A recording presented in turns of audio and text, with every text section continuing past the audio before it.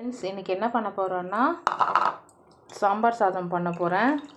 அதுக்கு இந்த ஒரு கப்பால் அரிசியும் பருப்பையும் சேர்த்து எடுத்திருக்கேன். இதில் ஒரு 4 கப்பு தண்ணி நான் ஊற்றிருக்கேன். இப்போது இது கூட என்னென்ன காய் போடலான்னு பார்க்கலாம்.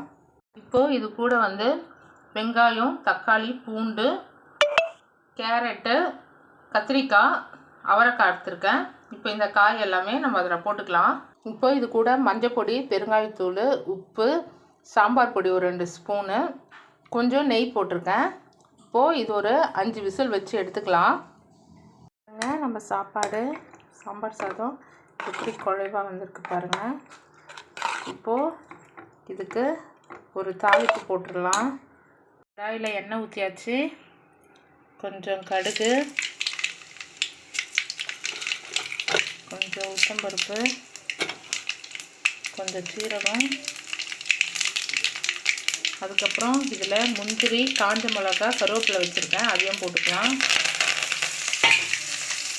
இப்போது நம்ம தாளித்த சாம்பார் சாதத்தை இதில் மிக்ஸ் பண்ணிக்கலாம். இது பாருங்கள், தாளிப்பு.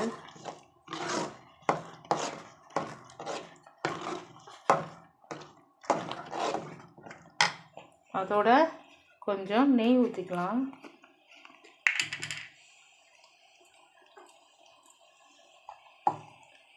இப்போது நெய் ஊற்றியாச்சு. இங்கே பாருங்கள்.